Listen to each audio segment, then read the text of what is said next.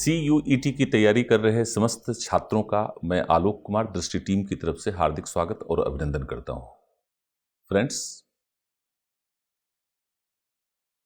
आज की क्लास में यूट्यूब श्रृंखला के अंतर्गत हम लोग हिस्ट्री डोमेन के अंतर्गत यूनिट 9 पर बातचीत करने जा रहे हैं। यूनिट 9 में मुख्य रूप से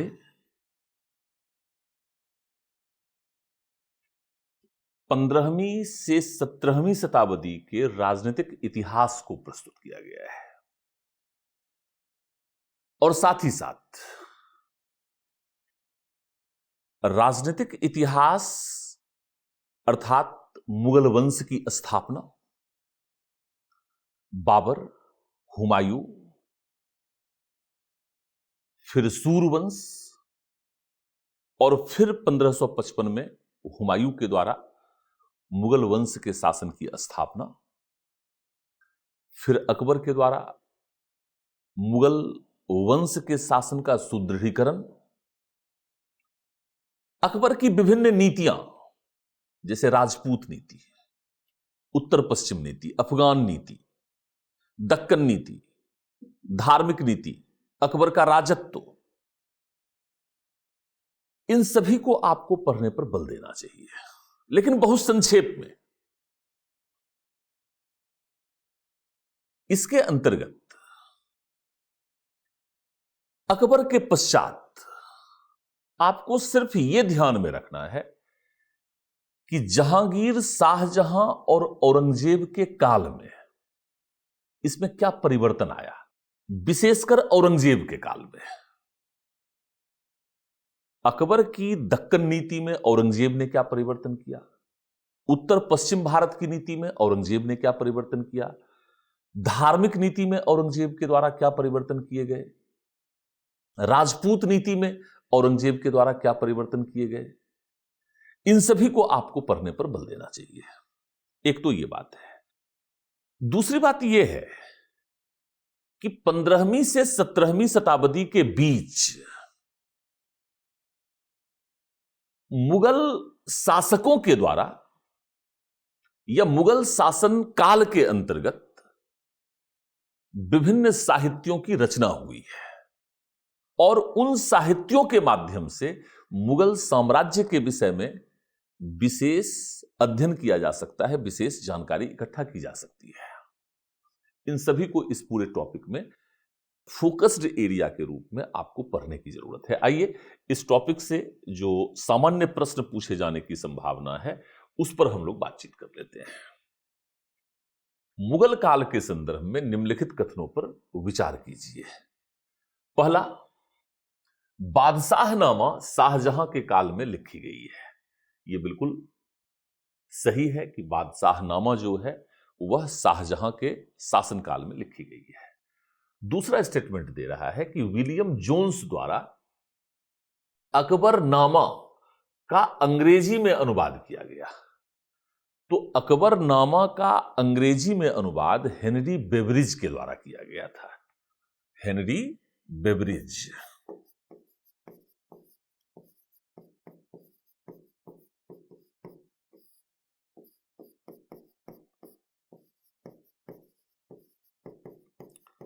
अकबरनामा का अनुवाद किया गया।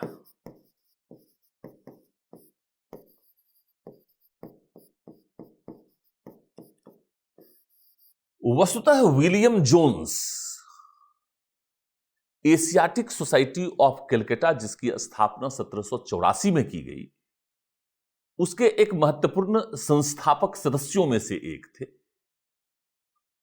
और आर्यों के भारत आगमन पर इन्होंने भारतीय सभ्यता, संस्कृति और भारतीय ग्रंथों का अध्ययन कर, विशेषकर उसका भाषाई अध्ययन कर, इन्होंने यह सिद्ध करने का प्रयास किया कि आर्य यूरोप से भारत आए थे, अर्थात आर्यों का मूल निवास स्थान यूरोप में ही कहीं था, क्योंकि भाषाई आधार पर लैटिन, अंग्रेजी में बहुत अधिक समानता है। जैसे संस्कृत में हम कहते हैं मातृ, लैटिन में हम कहते हैं मैटर, इंग्लिश में हम मदर कहते हैं। इसी तरह से संस्कृत में हम कहते हैं पितृ, लैटिन में हम कहते हैं पैटर और अंग्रेजी में हम कहते हैं फादर। इसी तरह से विभिन्न वनस्पतियों के नाम। तो भाषाई समानता के आधार पर उन्होंने यह दृष्टिकोण, इस मान्यता को आगे बढ़ाया कि आर्य यूरोप से ही भारत आए थे। तो एशियाटिक सोसाइटी के विषय में आप आगे के चैप्टर्स में पढ़ेंगे। तो यहां पर पूछ रहा है कि इसमें से कौन सा कथन सही है, तो पहला कथन सही है, दूसरा गलत है। तो आंसर हो जाएगा केवल एक, आंसर ए हो जाएगा। दूसरे स्टेटमेंट पर चलते हैं। आलमगीरनामा नामक ग्रंथ का संकलन निम्नलिखित में से किसके द्वारा किया गया था? देखिए, आलमगीर एक उपाधि है और यह उपाधि औरंगजेब के द्वारा ली गई थी। इसीलिए औरंगजेब को आलमगीर प्रथम भी कहते हैं, आलमगीर प्रथम भी कहते हैं। इसलिए क्योंकि उत्तर मुगल काल में 1754 to 59 आलमगीर सेकंड का शासनकाल था। तो एक तो आलमगीर उपाधि आपके लिए महत्वपूर्ण है। अब जहां तक है कि आलमगीर नामक ग्रंथ का संकलन निम्नलिखित में से किसके द्वारा किया गया था, तो यह मोहम्मद काजिम के द्वारा किया गया था। और स्वाभाविक रूप से यह औरंगजेब के शासन के पहले भाग को स्पष्ट करता है, क्योंकि बाद में औरंगजेब ने इतिहास लेखन पर भी प्रतिबंध लगा दिया। औरंगजेब कट्टर इस्लामी शासन के सिद्धांतों का पालन करता था और इसलिए उसने नृत्य, संगीत, शराब के सेवन और इतिहास लेखन इत्यादि पर प्रतिबंध आरोपित किए। तो इस तरह से दूसरे प्रश्न के उत्तर तक आप पहुंच सकते हैं। तीसरा प्रश्न कहता है, चंद्रभान ब्राह्मण ने शाहजहां के शासनकाल के दौरान लिखी अपनी पुस्तक चार चमन या चार बाग में किस मुगल वर्ग का वर्णन करता है? तो सीधे सीधे अभिजात वर्ग। ऐसे भी जब आप आईने अकबरी को भी देखेंगे या मुगल काल में जो अधिकांशतः ग्रंथ लिखे गए हैं, वह वस्तुतः शासक वर्ग के संरक्षण में लिखा गया है। इसलिए स्वाभाविक रूप से वह अभिजात वर्ग अर्थात उच्च वर्ग या एलीट क्लास जिसे कहते हैं या शासक वर्ग जिसे कहते हैं, उसके विषय में ही वह अपने ध्यान को केंद्रित करता है।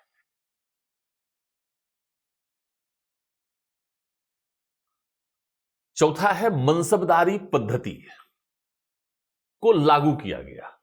तो यह तो हम सभी जानते हैं कि मनसबदारी पद्धति अकबर के द्वारा लागू किया गया, लेकिन मनसबदारी पद्धति से संबंधित यह प्रश्न आपको यह अवसर भी देता है कि आप मनसबदारी पद्धति को थोड़ा यहां पर समझने का प्रयास करें। ठीक है, अकबर ने मनसबदारी पद्धति को लागू किया, या 13वीं शताब्दी में सर्वप्रथम इल्तुतमिश के द्वारा इक्तादारी प्रणाली को लागू किया गया था, इक्ता पद्धति। तो आपको सिर्फ यह नहीं समझना है कि इक्तादारी किसने लागू किया, आपको सिर्फ यह नहीं समझना है कि मनसबदारी किसने लागू किया,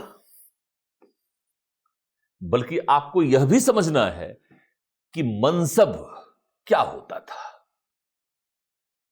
तो वस्तुतः मनसब या इक्तादारी, इक्तादारी दिल्ली सल्तनत का, और यहां पर हम मनसबदारी की बात कर रहे हैं। तो मनसबदारी के अंतर्गत मुगल साम्राज्य को विभिन्न राजस्व क्षेत्रों में बांट दिया गया था। ये विभिन्न राजस्व क्षेत्र हैं, कुछ क्षेत्र छोटे हैं, कुछ क्षेत्र बड़े हो सकते हैं, कुछ क्षेत्र छोटे हो सकते हैं, कुछ बड़े हो सकते हैं।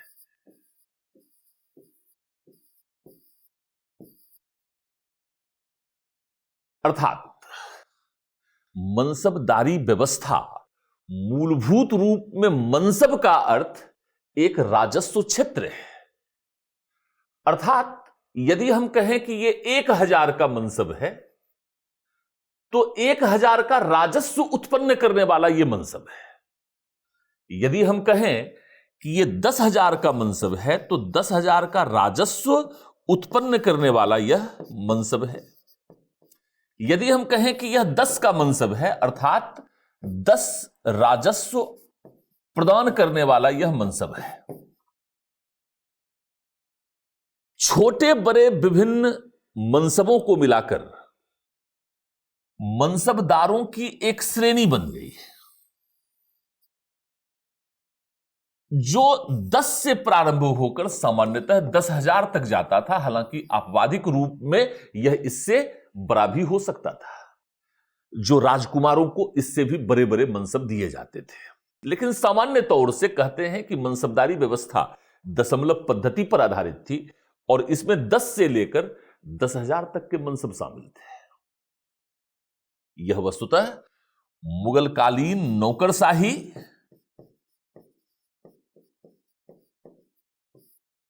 व सैन्य व्यवस्था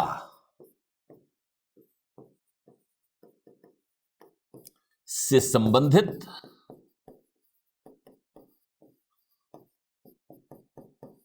एक प्रशासनिक ढांचा था।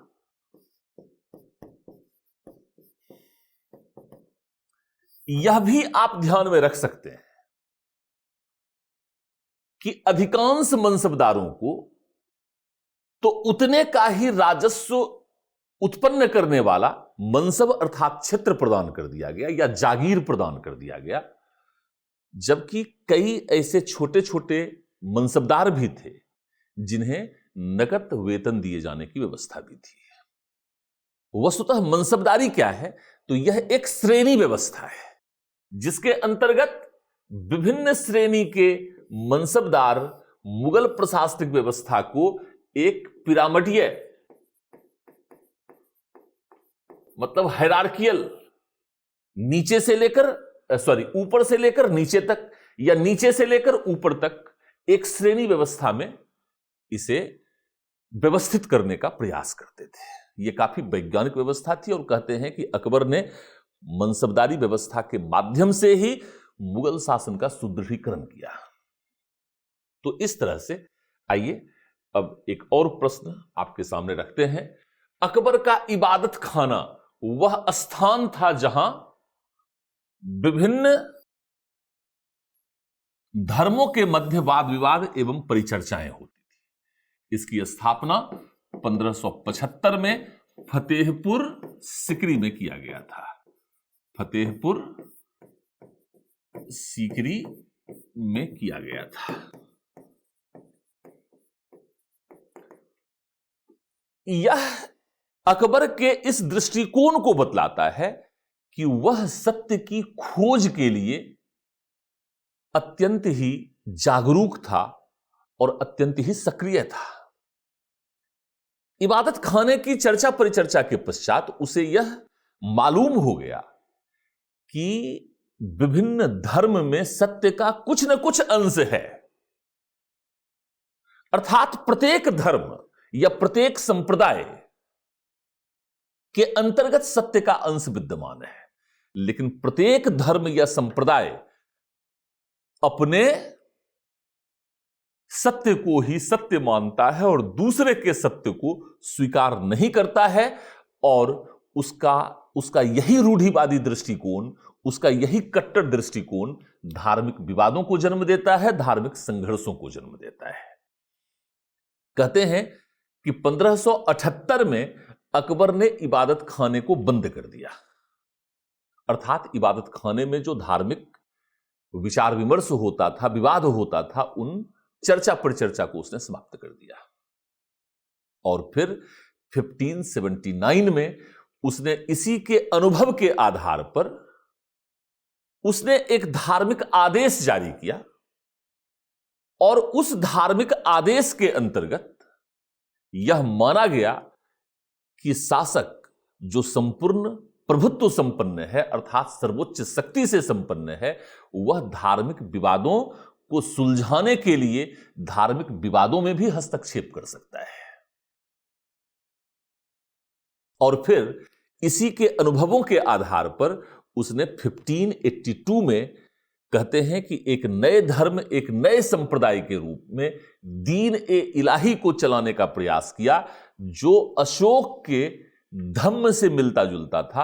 अर्थात दीन ए इलाही एक विशिष्ट धर्म ना होकर विभिन्न धर्मों के मध्य समन्वय के एक परिचायक के रूप में था, लोगों के आचरण, लोगों के व्यवहार को दिशा निर्देशित करने की ओर और लोगों को एक आदर्श और उच्च जीवन, एक सादा जीवन जीने के लिए प्रेरित करने वाला एक नैतिक संहिता के रूप में था। इस तरह से अकबर की धार्मिक नीति को भी आप समझ पाएंगे। अकबर ने कैसे 1562 में उसने युद्धबंदियों के धर्मांतरण पर रोक लगाया, 1563 में उसने तीर्थ यात्रा कर को समाप्त किया, 1564 में उसने जजिया कर को समाप्त किया। इन सभी बातों को आप बेहतर तरीके से समझ पाएंगे। तो प्रश्न ठीक है कि हम लोग 5 प्रश्न ही प्रत्येक सत्र में उठा रहे हैं, लेकिन ये 5 प्रश्न उस टॉपिक के उस 5 प्रश्न और उस पर चर्चा परिचर्चा के माध्यम से हम लोग लगातार यह प्रयास कर रहे हैं कि प्रत्येक टॉपिक में जो फोकस्ड एरिया है उसको स्पष्ट किया जा सके और फिर प्रैक्टिस के माध्यम से आपको यह अवसर दिया जा सके कि प्रश्नों के आसपास जितनी भी चीजें हैं उसको आप फोकस कर सकें, उसको पढ़ सकें और उसको बेटर तरीके से प्रिपेयर कर सकें। यदि आप इस पूरे सत्र का और भी लाभ उठाना चाहते हैं तो आप दृष्टि लर्निंग ऐप पर जाइए, ऐप को डाउनलोड कीजिए और जो हमारे रेगुलर क्लास चल रहे हैं 15 यूनिट पर 15 क्लास अलग से आपको काफी डिटेल में अध्ययन सामग्री भी देगा। अर्थात जो भी संबंधित टीचर्स हैं वो अपने अपने यूनिट, अपने अपने डोमेन पर उसका डिटेल में चर्चा परिचर्चा कर रहे हैं। डिटेल में उसका अभ्यास भी प्रत्येक टॉपिक की समाप्ति के पश्चात हो रहा है और जो स्टडी मटेरियल दिया गया है उस स्टडी मटेरियल के अंतर्गत एनसीईआरटी के तीनों भाग से संबंधित एक नोट्स अर्थात प्रिंटेड मटेरियल, अध्ययन सामग्री और प्रत्येक टॉपिक के पश्चात बहुत डिटेल में काफी अधिक, मतलब जितने आयाम से प्रश्न बन सकते हैं किसी भी टॉपिक में उस पूरे प्रश्न को उसमें समाहित किया गया है ताकि आप अधिक से अधिक अभ्यास कर सकें, अधिक से अधिक बेहतर रैंक ला सकें और दिल्ली के टॉप यूनिवर्सिटीज या देश के टॉप यूनिवर्सिटीज और टॉप कॉलेजेस में पढ़ने के अपने सपने को एक नई उड़ान दे सकें, उसे साकार कर सकें और इस प्रकार आप अपने कैरियर की दिशा में, क्योंकि कहते हैं कि 12th के बाद जो स्टडी है वह आपके कैरियर के लिए है, वह आपके कैरियर को आकार देगा, उसको एक दिशा देगा। तो उस दिशा में आपको बढ़ने के लिए जब आप अच्छे विश्वविद्यालय में पढ़ेंगे, अच्छे कॉलेजेस में पढ़ेंगे, अच्छे स्टडी इन्वायरमेंट वहां पर होंगे, तो आप निश्चित तौर पर अपने कैरियर को एक नई दिशा दे सकेंगे और अपने सपने को साकार करने की दिशा में आप मजबूती से आगे बढ़ पाएंगे। इन सब उद्देश्यों से इस पूरे डिस्कशन के सेशन को हम लोग आगे भी जारी रखेंगे। बहुत बहुत धन्यवाद। Thank you very much.